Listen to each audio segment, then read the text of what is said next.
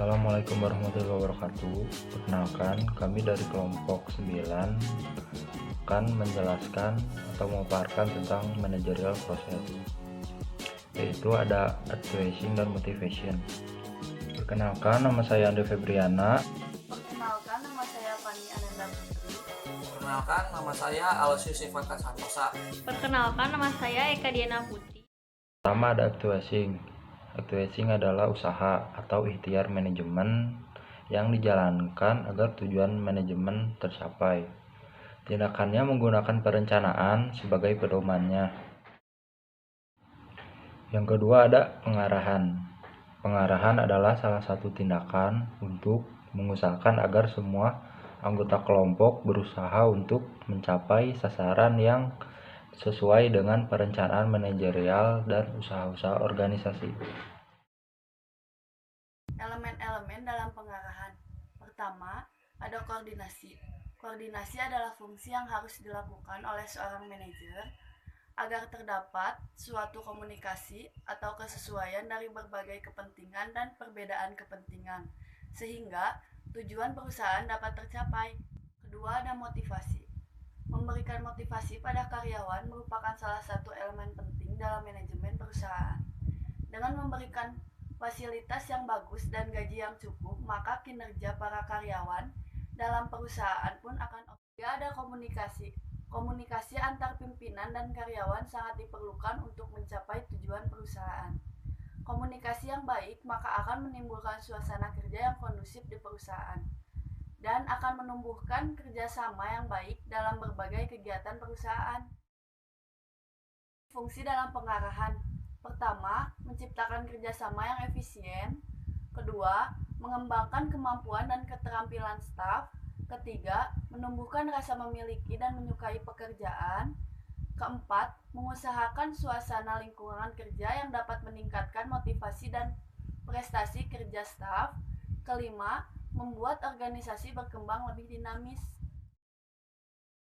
Saya akan membahas tentang 4 faktor dalam pengarahan.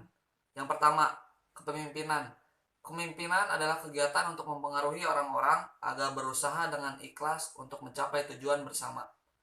Seorang manajer yang tidak memiliki kepemimpinan tidak akan mampu untuk mempengaruhi bawahannya untuk bekerja, sehingga manajer yang demikian akan gagal dalam usahanya.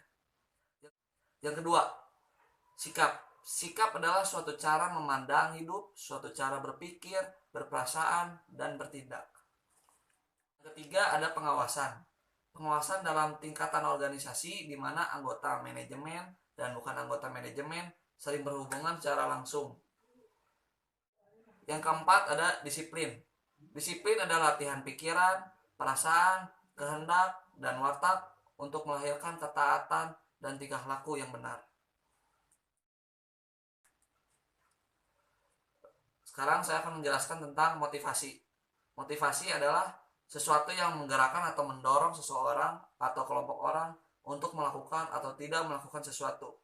Salah satu unsur dari motivasi adalah motif, yang artinya alasan atau sesuatu yang memotivasi. Kelompok motivasi. Yang pertama, motivasi eksternal. Motivasi eksternal adalah motivasi yang berasal dari luar diri. Motivasi ini dapat dibagi menjadi dua kelompok, yaitu motivasi eksternal positif dan motivasi eksternal negatif. Motivasi eksternal positif biasanya berupa hadiah atau iming-iming yang membangkitkan niat seseorang untuk berbuat sesuatu. Misalnya upah, komisi, insentif, promosi, dan sebagainya. Motivasi eksternal negatif adalah sesuatu yang dipaksa dari luar agar orang menghindari sesuatu yang tidak diinginkan, misalnya sanksi hukuman, peraturan-peraturan, tata tertib, termasuk ancaman PHK, dan sebagainya. Yang kedua, motivasi internal. Motivasi internal adalah motivasi dari dalam diri. Jenis motivasi ini dapat dibagi menjadi dua kelompok, yaitu motivasi internal positif dan motivasi internal negatif. Motivasi internal positif muncul karena keinginan untuk tumbuh berkembang, mengekspresikan diri. Sebagai contohnya ialah ingin karir yang lebih baik aktualisasi diri dan sebagainya. Motivasi internal negatif muncul karena tekanan ancaman, ketakutan atau kekhawatiran, sebagai misalnya karena rasa takut kehilangan, menderita, dan sebagainya. Sekian dari kelompok kami, mohon maaf apabila ada salah kata. Assalamualaikum warahmatullahi wabarakatuh.